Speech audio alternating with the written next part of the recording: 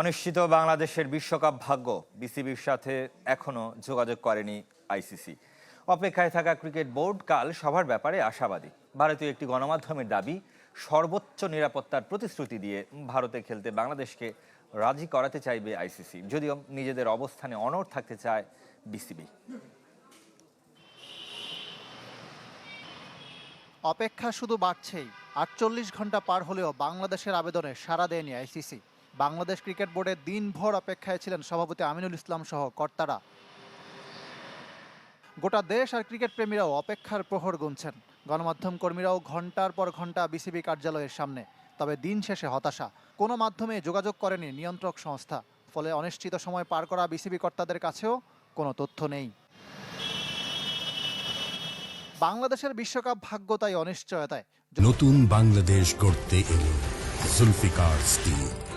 Zulfikar still, ইস্পাত দৃঢ় অঙ্গীকার। যদিও বুধবার আইসিসির সাথে আলোচনা হতে পারে বলে আশাবাদী ক্রিকেট বোর্ড। তবে ভারতীয় গণমাধ্যমে নানা রকম খবর।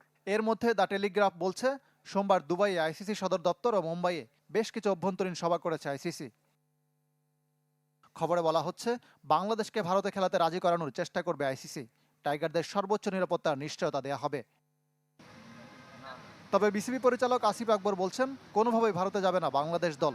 বিকল্প ভেন্যুতে খেলতে না পারলে প্রয়োজনে ওয়াক ওভার দেয়া হবে। ইকরাম হুসাইন, চ্যানেল 24, ঢাকা।